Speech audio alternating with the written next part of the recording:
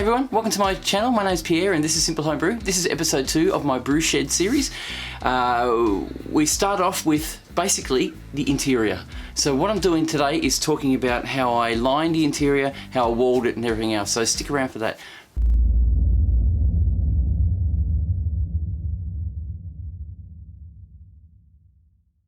If you guys are interested in this series, I have a Patreon account that I upload about 3 days before everyone else.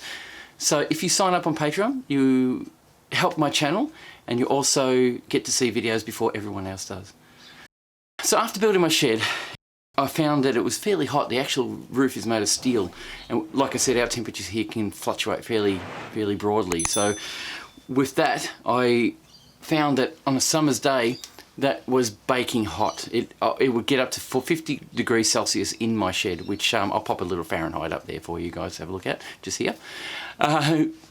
What happens is the sun will basically beat down onto the tin roof of this cedar shed and heat the whole shed up, which defeated the purpose of having a shed in the first place. So I needed to get some roof lining or some insulation. And I was talking to my friend Shane. He has a maintenance business called The Shed Men, and he builds sheds basically. So I talked to him and he said, I've got some stuff here that I can give you. I've got a roll you can have. Let's try it out and see if it works for you. So he did. So this is what he gave me, was this liner. It's called Thermal Break. What it is a high-tech thermal resistant lining. So I put it up. I raised it, chucked it on, put it on the roof, set it up. I used liquid nails to stick it up, just to hold it there. Unfortunately, it wasn't good. It actually failed. A couple of times this has come down. So in the future, I'm actually going to line that with maybe, I don't know what yet. I wouldn't mind putting maybe a steel rails or something like that to hold everything up so I can hang things off it. I'm not sure what I'll do with that. But anyway, that's just something else. Then I decided that made a massive difference, and being a cedar shed, the heat was pretty good after I put that up. Still pretty warm, and the winter time became pretty cold, so I needed to insulate it more. Now I know that cedar is beautiful to look at, and as you can see in this video that I'm showing right now, it looks great. Aesthetically, it looks brilliant, but I have to line the shed, and I'm really disappointed that I had to pretty much destroy that look. Mike Frericks from Bitter Reality Brewing mentioned that it's a pity that I had to cover up all the cedar boards, but the outside still looks great. So I did a little bit of research, looked around, found some products at my local hardware store and bought a roll of Thermal Break 7. I started hanging the insulation, found that it wouldn't stay in place, so I had to get some wooden panels or plates and screw them to it to hold it in place, which it worked perfectly. Stopped them sagging down. It's going to stop them from sinking in the future. So that worked. So I did the whole lining inside the shed as well, which made a huge difference on its own. But it doesn't look good. So I needed to line the walls. So now I needed to get some wooden panels and hang them up on the wall. And I wanted to get some wooden panels that looked good. I looked at MDF. MDF is just fiberboard. MDF, medium density fiber, and compressed really tight to make a board. Not very good, not nice to look at. Really would have had to paint it if I'm going to do it, and I didn't want to paint. So I looked at a fair few boards over in the hardware store and lifted a few up and had a look and found these hardwood ones were brilliant. These are hardwood ply brace boards. They're quite strong. You can screw into them, you can do what you want with them. They seem to hold on, and it's quite a good idea. Looks good too.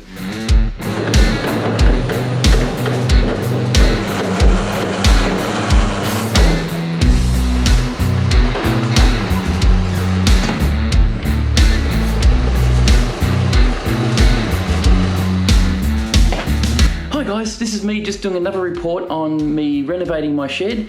Hope you enjoy it. I'm now getting my hardwood walls, hardwood planks, hardwood boards for my walls. So here they come. I've bought 9 sheets of 2,240mm by 1,200mm by 4mm thick. It's F22 hardwood ply brace at about 27 bucks a sheet. And I had to cut them to suit. So that took a bit of time. As you can see on my table here, I'm cutting away. It's a 3-layered ply, hardwood on the outside, and I think MDF in the middle, something like that, but it's pretty strong, it's pretty good. Basically, everything can be unscrewed and taken apart. So I should be able to pull this shed apart within a day. So hanging all these boards was a task and a half. I did it all by myself.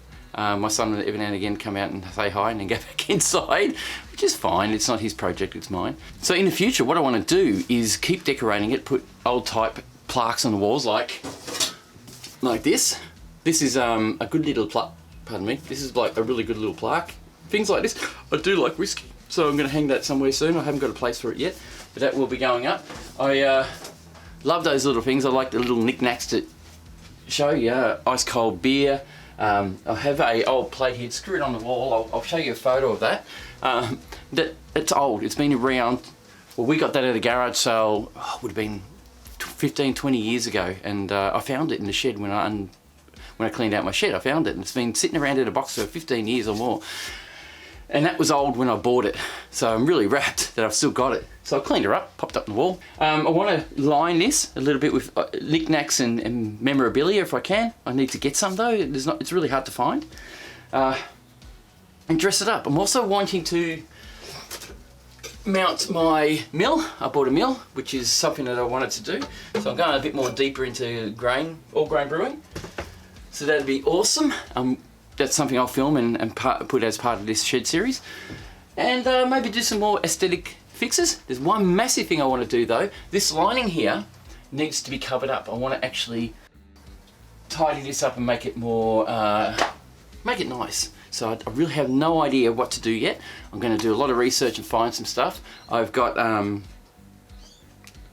couple of ideas. I wouldn't mind maybe using some chicken wire or a wire bracing to bolt onto the panels here to make it look nice. So that'll be something I'll be doing in the future.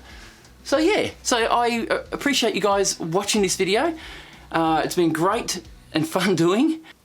I've been very busy lately, but I still try and get these videos up as much as possible. I took on this challenge, but the challenge is all right. So guys, thank you for watching. Thank you for subscribing. I hope you're enjoying this series. My next video will be about the cameras I'm using and how I hang them and where I put them. That changes continuously. I'm getting sort of better at where I'm placing my cameras. It's going to take time, and improving my cameras as well and the quality. So stick around for that. That's coming up next week. Well, I'd like to give a special shout out to my patrons. Michael Eade, thank you very much, mate. Paul Gales, on you, mate. Oliver Harold, you've been awesome supporting this channel all these years. Good on you, thank you. I'm not sure how to pronounce your name. Gatney is what I gather. Hopefully I've got that right. If you have advice on how to say it properly, let me know. Thank you guys, thanks for covering this channel. Your money is going to go a long way to improving my video quality. Cheers guys. Thanks for watching, thanks for subscribing, thanks for being there guys. It's enjoyable doing this and it's great talking to you. See you soon.